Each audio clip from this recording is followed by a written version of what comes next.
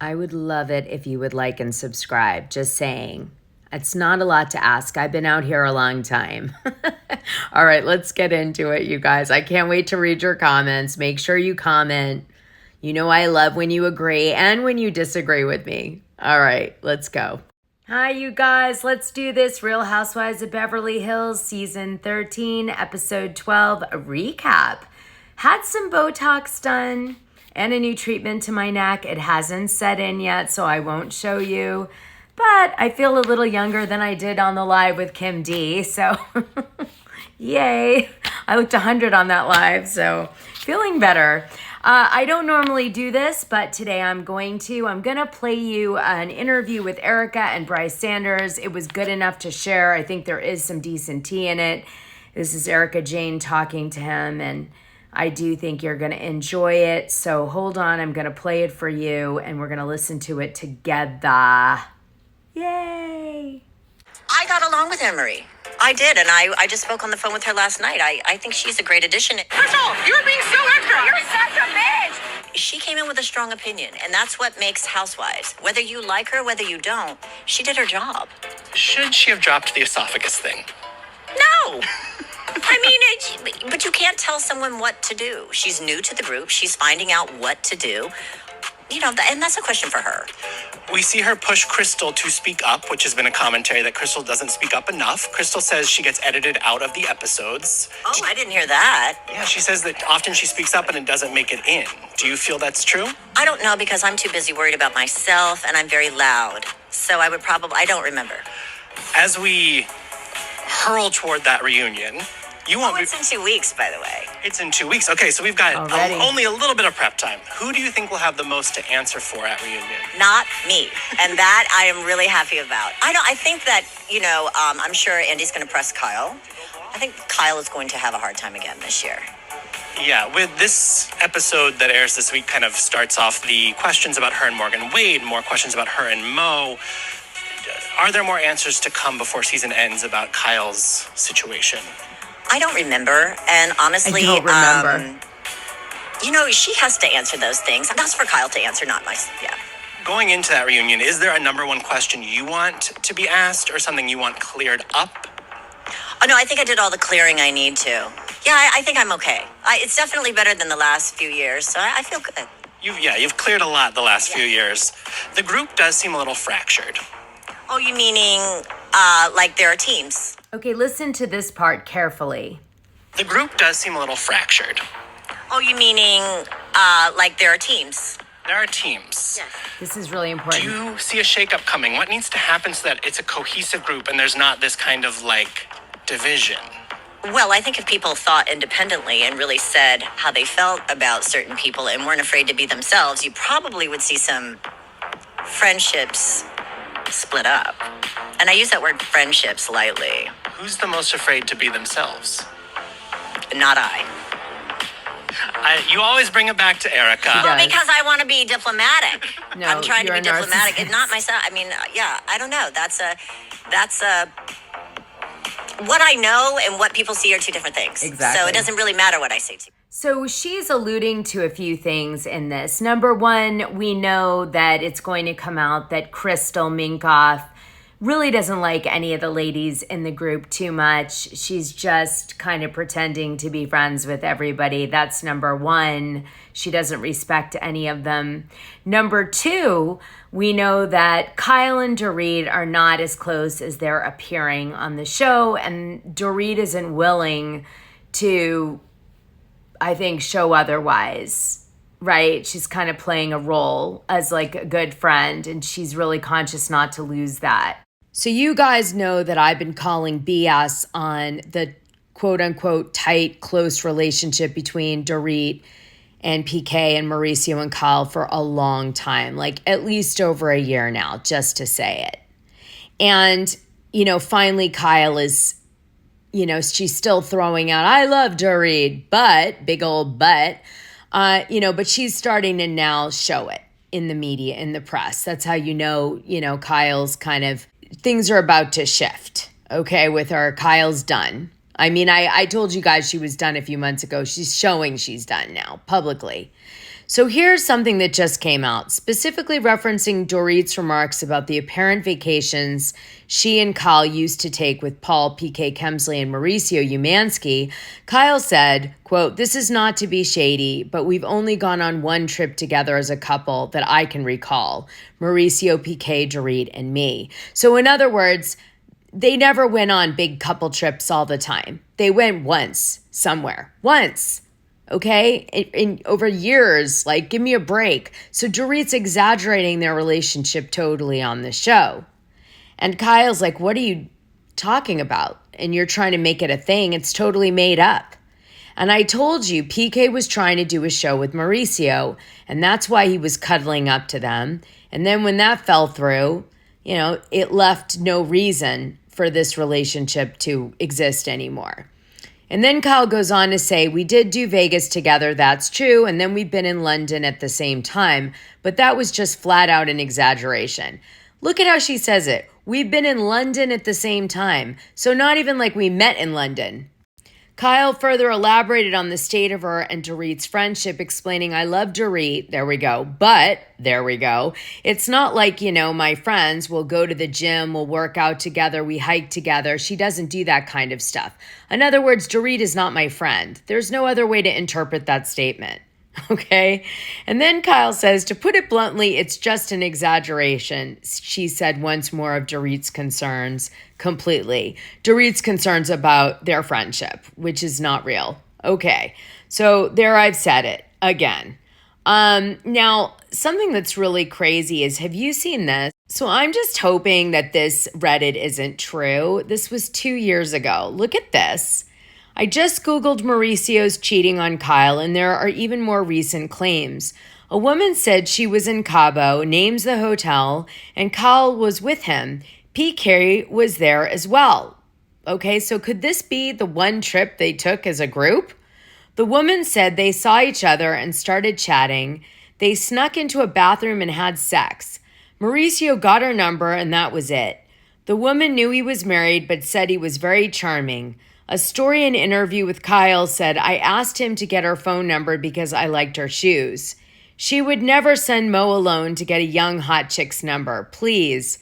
Also read that PK and Mo are doing business together in London, real estate, and shopping a spin-off show to promote it. $1 million listing type show. That's probably why they included the funny clip of PK and Mo laughing at EK's story live. This is why Kyle is a producer. So this person actually knew that PK and Mauricio were shopping the show before even Freddie and I knew, which is saying something, because I think we probably broke that story about 1 year and 8 months ago because Freddie casted for the show. And then we realized that they kept sending updated castings that seemed like from the beginning to change the format of the show over and over again. And we soon figured out Mauricio was no longer attached. Then the Netflix show comes out. Mauricio and PK seem to get estranged over this. PK's pissed. He keeps going, trying to shop a show. He finally gets a show, but it isn't as big as Mauricio's show, which had to piss everybody off on both camps, on those two teams. And then PK puts a dig in his show against Kyle, calling Dorit in the trailer towards the end of the show the Queen of Beverly Hills. In other words, Trump and Kyle is the queen. But now we add this extra element that Mauricio might have had some action in a bathroom around PK while Kyle is there. Now, I hate to say it, but PK doesn't have a great reputation. A lot of his friends in London are questionable at best in regards to their fidelity, we'll just say. So this doesn't surprise me, sadly. Just saying, I'm not going to lie. And I said I knew that Dorit and her weren't that tight. I could feel it. There's no way that Kyle, after seeing the flirtatious footage of Dorit and Mauricio, wouldn't be pissed at Dorit deep down inside. I just know her. She wouldn't be comfortable. She'd be like, if you were my friend, you wouldn't be touching all on my husband, even if you are my friend, and even if that's your way. And then remember the rumors, Lisa Rinna up at the Beverly Glen talking to somebody about who we think was Dorit on a phone loudly, that somebody in the Patreon was next to and heard. And Lisa was saying, maybe you shouldn't be touching Mauricio so much on camera. and it won't end up being a problem in the edit. Something like that. Yeah, that happened. I think that was just in the Patreon, but there you go. And then, of course, we know Garcelle and Sutton are really tight in real life, but the question is, how tight are they with everybody else? Probably not so tight, right? So, and Ann Marie is not friends with Kyle in real life. She just is an acquaintance of Kyle. So that's also kind of an inauthentic relationship, which I think Eric is alluding to. So it's pretty challenging stuff. I'm going to put some eye drops in. I'll be back. I thought it was interesting that Crystal said that a lot of the things she says gets cut. I wonder what she says that they cut. Who is she fighting with that they're not showing? Huh. Ooh, I really want to know now. I may reach out to her. She probably hates me, but I really want to know. All right, let's move on. Let's start the recap. So if I was to get to the crux of this really boring esophagus drama that's happening between Ann Marie and Sutton Stracke, what I would say is that Ann Marie believes that Sutton is lying about some things, and she's covering it up with sort of excuses that to Ann Marie seem false. Now, what do I think Ann Marie thinks the cover-up is? Either a drinking problem, because I'm sure that's what the women told her, or maybe she's got an eating disorder and that is what she, was rumored and nobody wants to bring it up. So Ann Marie wants to get casted, so she decides to bring it up. And what I think happens is she uses these kind of dumb reasons to attack Sutton on lies instead of just saying the truth, which is, I think you're lying and this is your problem, but you're making it seem like it's okay because of all these things that you have, like a broken esophagus and a million excuses, but not the real issue. And so I think that's the underlying thing that's happened. And Ann Marie must have fed a lot of information to do this attack. Okay? So here are the 3 lies that Ann Marie states she's relying on against Sutton.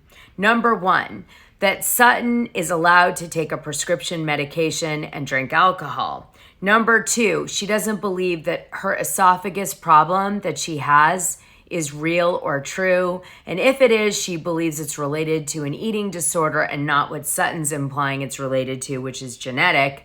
And then lastly, she thinks that maybe she has an eating disorder and she implies that, but doesn't really say it strongly. She kind of says it, then backs off it. And that's what's going on with Ann Marie. Now, Crystal steps up her game in this episode. And what she says is that Ann Marie lied at a Christmas party right before they were starting to shoot the show, that she had more accreditation than she really had. So Crystal said, she told me that she was a doctor anesthesiologist, but it turns out that she is a board-certified nurse anesthesia. I think I'm saying that correctly. And so she misled Crystal a little bit, she feels, about her credentials. And then on top of it, she's now making all these criticisms against Sutton. And Crystal points out that it's dumb because if you just Google a genetic disorder with the esophagus, you can clearly see that that's a true thing that could be the problem of Sutton. And she just doesn't understand why Ann Marie is coming so hard for Sutton over and over and over again about this issue. But Crystal also brings this up because she's kind of like, who are you? You seem to be misrepresenting yourself. So why are you trying to dig out Sutton's lies when you have your own? So another subplot point to this week's episode is Sutton announces that she's taking all the women to Barcelona. And yes, she did invite Ann Marie, which is obviously BS. The producers do all that, right? Okay. So essentially Sutton's like, okay, makes up an excuse. Like, I'm letting Ann Marie come along because why not? Or we'll get over it or whatever it is. But it's really the producers are like, oh, this trip you're inviting everyone. Now, we also see a huge contrast between Dorit and PK's relationship and Kyle and Mauricio's relationship. We see Mauricio not communicating with Kyle about his traveling, abruptly just leaving for long periods of time and traveling to strange countries and not staying in touch with Kyle. And as we found out on last week's episode, liking weird girls' pictures and following women and all this stuff. So here is Mauricio doing that. He's checked out. He doesn't go to counseling with Kyle. We see none of that. She goes to her life coach alone. He's not a part of it. Then we see a contrast, which is poor Dorit and PK. He attends a counseling session with Dorit, and although very annoyed with her and feeling like she's been extra demanding and not so nice to be around, although he's been traveling a lot for work, whatever, he says, look, I'm going to be more caring about you. I'm listening. I'm going to learn about your PTSD, and I'm going to try. And he does try, and we see on this episode him trying as Dorit event coordinates with her event planner, Nick, the Homeless, Not Toothless event that they host at the Hilton in Beverly Hills. So, we're seeing PK like bend over backwards seemingly for Dorit. Now, another thing that stands out here is that Mauricio did not go to Kyle's best friend's celebration of life ceremony after she passed away in a very difficult circumstance, as you guys know. And so, he's just seems really heartless, but yet he does attend PK and Dorit's charity event like 2 weeks later, and that just seems really callous.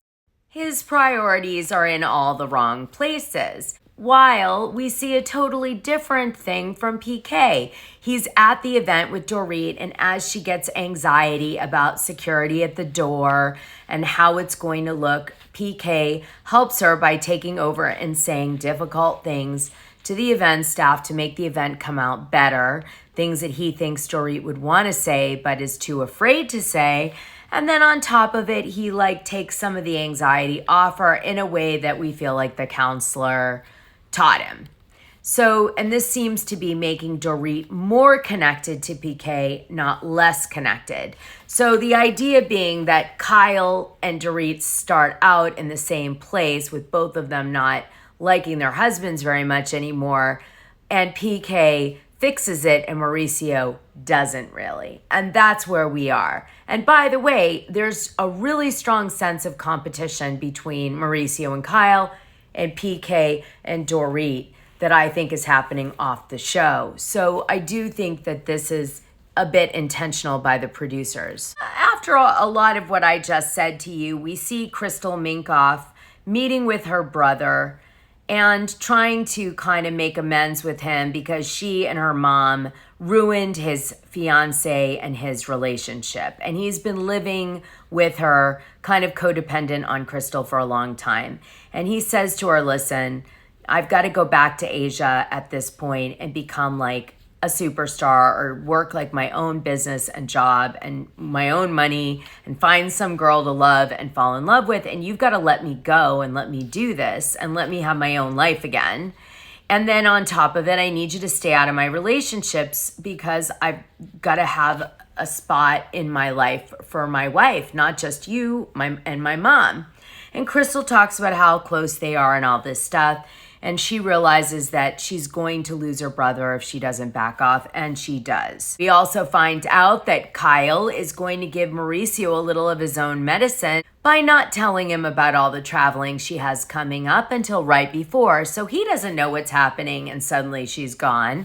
So we see the couples all get together to go to Dorit's event, and of course they make fun of the name a few more times. And Taylor Dane is going to present, Paula Abdul goes, and some other, regular Beverly Hills people. Then we see a war begin between Sutton, Crystal, and Ann Marie. And it's, I kind of built it up already to you earlier in tonight's video. But really what we're seeing is Crystal coming for Ann Marie coming for Sutton, and Sutton just sort of on the defense. Now, it's possible behind the scenes that some of the women said that Ann Marie might be replacing Crystal. I know that Crystal has probably felt a little insecure since everyone keeps bringing up that she's not been, speaking up and she hasn't been really featured, and she's been getting edited out episodes. And so she's definitely feeling a little uncomfortable. And I'd say that, that's playing on the psyche. And then Ann Marie shows up, a new housewife, and she's really bringing the drama. Now Crystal feels pressure. So here are the women at Dorit's gala. Don't you think it's interesting that Mauricio went to Dorit's gala but not Kyle's? Oh boy. Did you pick up on that? Well, what ends up happening is Ann Marie tries to, call out Sutton's lies. Crystal steps in and says, "What are you talking about? You're a liar," and calls Annemarie a bitch. Sutton just sits there and goes, "I don't know why you're obsessed with my esophagus and trying to be my doctor. It's none of your business. I don't even know you." And this is what goes on, and everybody kind of is pissed off. And that's the end of that, situation. And then everybody eventually goes in and sits down. And the next day, Kyle's like, "You were a little extra, Annemarie. You should really apologize to Sutton." So Annemarie gives a terrible apology to Sutton, but Sutton accepts it because, of course, they're going off to Barcelona. And then they bond on this horrific moment from last week's episode where I guess Ann Marie licked Sutton's armpit, and I swear I blocked it out of my memory. I was like, I don't want to recall that. It is so gross. I can't. I just can't. I mean, I want to vomit every time they bring it up on the show, and it was at least twice.